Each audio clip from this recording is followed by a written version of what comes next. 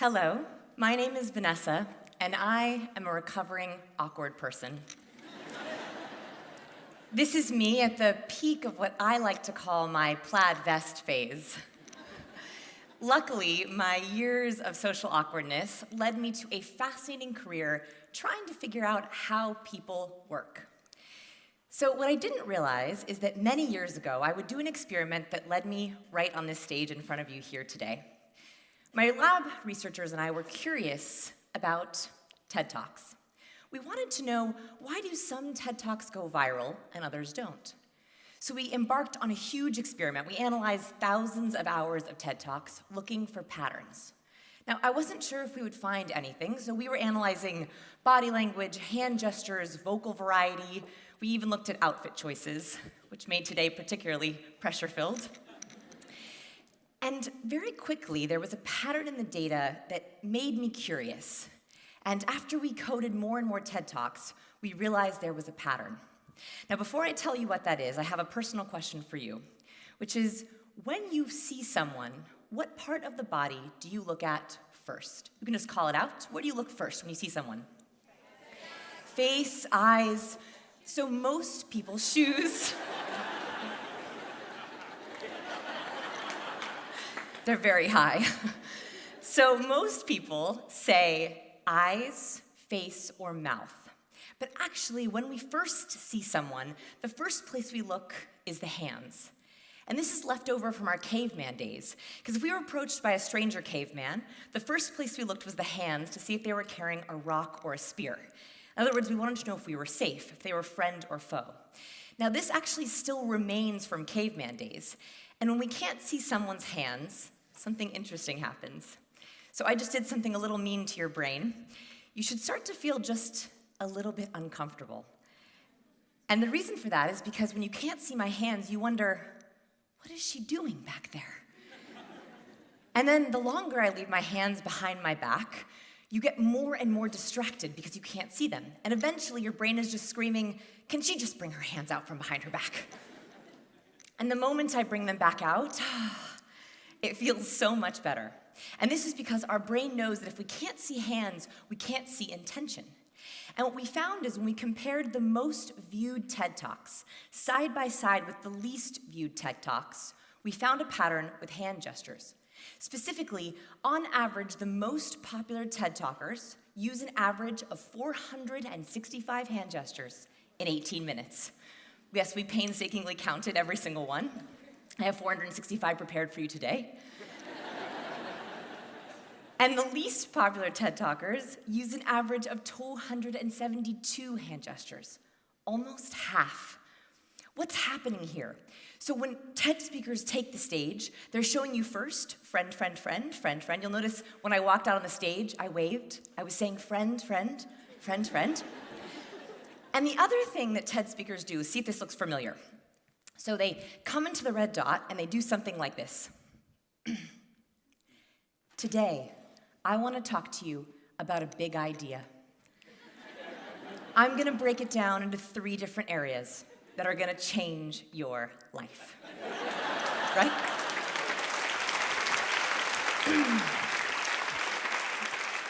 So the most viral TED Talkers seem to sit in the same way with these hand gestures, because what they're doing is they're showing you, I know my content so well that I can speak to you on 2 different tracks. I can speak to you with my words, but I can also explain my concepts with my hands. And this way, they underline their concepts with their words. For example, if I were to say, today, I have a really big idea. It's huge. You laugh, and you're like, Vanessa, it's so small. It's not very big. And that is because your brain gives 12.5 times more weight to hand gestures. So today, I have a really, really big idea, and I'm going to explain it to you in 3 different ways. My big idea is that we are contagious. Specifically, as humans, we are constantly sending and decoding body language signals. We also do this emotionally and chemically. To explain this, I have a rather disgusting but very fascinating study. So in this study, researchers collected sweat pads from people who ran on a treadmill. Then they collected sweat pads from skydivers on their first time skydive. Two very different kinds of sweat. Here's the disgusting part. Then they had poor, unsuspecting participants. I know.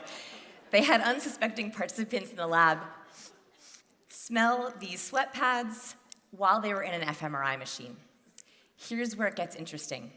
Even though the participants had no idea what they were smelling, the ones that smelled the skydiving sweat pads had their fear response in their brain activated.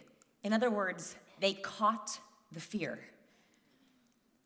This means that our emotions are contagious. Our fear is contagious. Our confidence is contagious. And this begs the big question. If our emotions are contagious, how do we make sure that we're infecting people with the right ones? So I believe that we can be contagious in 3 different ways. The first one is non-verbally. Now, to test this idea, I did a very simple experiment in the streets of Portland, Oregon. What I did is I stood in the street and I looked up at nothing. And I wanted to see if people would catch or mirror my nonverbal. So you can see this video. I stand in the streets looking at nothing. And slowly, one by one, I infect people walking by. And slowly, we begin to gather a crowd.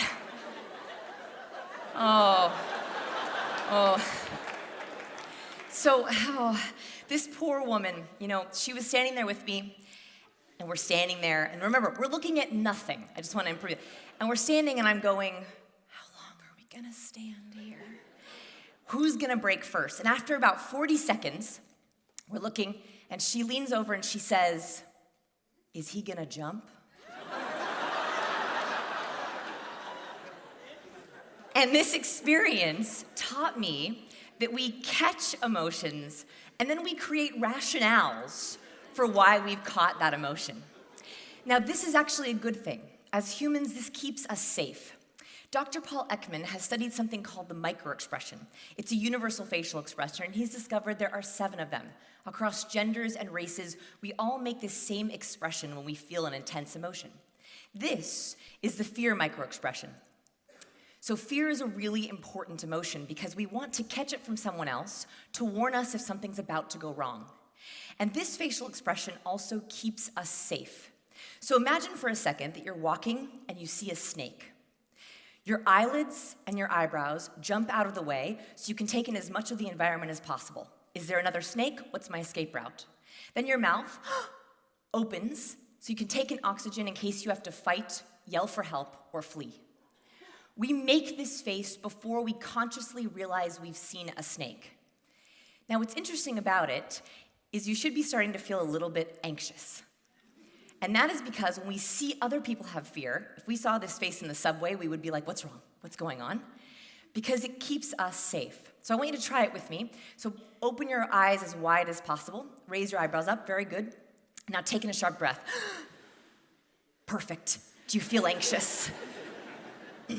What's interesting about facial expressions is they cause our emotions. So not only do our emotions cause our face, but our face also causes our emotions. It's called the facial feedback hypothesis.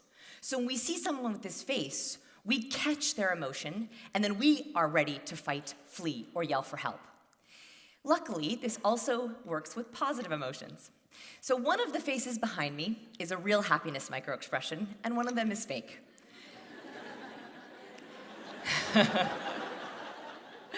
So the real happiness microexpression is when the smile reaches all the way up into these upper crow's feet muscles, those upper cheek muscles. And this is really important because when you tell a frenemy good news and they say they're happy for you, but they're not really? It looks like this. Oh yeah, I'm so happy for you. So try the fake expression for me first. So just try this fake smile, only on the bottom half of the face. You can even go, It doesn't feel so good, right? It feels inauthentic. Now go all the way up into your eyes. So smile all the way up into the upper cheek muscles. That should feel so much better. So what's interesting about this facial expression is it causes our own happiness. And we also catch it when we see it. Researchers at the University of Finland looked at these two facial expressions, and they had participants look at photos of people with real happiness and fake happiness.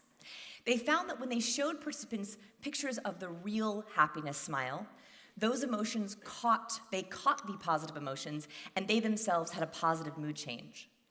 But when they looked at the face with the fake happiness smile, they caught nothing. In other words, if we show up to events that we're ambivalent about, interact with people that we don't really like, we become less memorable. This doesn't just happen in person, it also happens on the phone. So I work with a lot of different clients, corporate clients who are on the phone all the time. They said, Vanessa, I get being happy in person, but how about on the phone? So we decided to do an experiment where we had participants in our lab record different versions of their hello, the first impression on the phone. We wanted to know if people could hear happiness, sadness, or anger. So we had people record different versions of their hello with happiness, sadness, anger, and while power posing. We wanted to see if they would sound different. So I want to play you two different versions of hello and see if you can guess which one is the happy hello. Are you ready? All right, same person. Here's A. Hello? Here's B. Hello? How many people think A is the happy hello? How many people think B is the happy hello? Very good. We can hear this difference. We can hear this micro-expression. Now, I thought this was interesting, but I wanted to take it a step further. So we devised a second part of our experiment where we had participants in our lab listen to these recordings and rate that person on likability. We wanted to see if the happiness microexpressions or the anger microexpressions or the power posing expressions did better. Here's what happened. After we asked people, I do like this person a lot, I like this person a little, or I do not like this person, we found that the happiness microexpressions across all trials for both men and women, they became more likable. Whereas the same person who made an anger or sadness microexpression were less likable. This is the happy side effect of having your confidence be contagious. Not only do you infect someone else with that happiness, you also become more likable. We talked about nonverbal, and I have to talk about what comes after the hello. How do we infect confidence verbally? So in this study, we did it in Portland, Oregon, we took 500 speed networkers, and we asked each of these speed networkers to go through a conversation starter round, 8 of these rounds. So we assigned each participant a conversation starter to have with a stranger. Then we set up cameras in all corners of the room, and we analyzed each of these speed rounds for patterns. We were looking for body language patterns, leans, nods, laughs, smiles, confidence. We were also looking for volume differences. In a really good conversation, usually the volume goes up. In a really awkward, bad conversation, there's lots of silences and the volume goes down. And we also asked each of the participants to rate the conversation starters. We wanted to know which ones produced the highest quality of conversation. What we found is that the conversation starters that worked centered on this little chemical called dopamine. So dopamine is the neurotransmitter that we produce when we feel pleasure or when we get a reward. And I noticed that most of our chit-chat that we have at parties or networking events is the same. It sounds like this. So, what do you do? Where are you from? Live around here? Oh. Well, I'm gonna go get some more wine. It's great talking to you. Those conversations happened over and over again. It was almost as if they were socially scripted. My brain was on autopilot. What we found is the worst ranked conversation starters, the ones that got the lowest ratings, the ones that produced the lowest volume, the ones that got the most leans away, worst head nods, and worst microexpressions, those were the ones that we use the most. What do you do? How are you? Where are you from? From a physiological perspective, have no effect, no pleasure.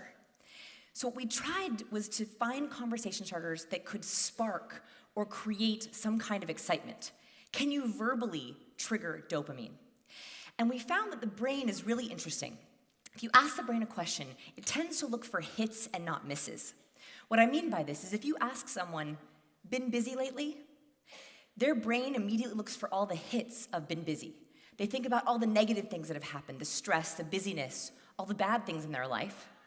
Whereas if you ask someone, working on anything exciting recently, their brain immediately begins to look for all the hits of excitement.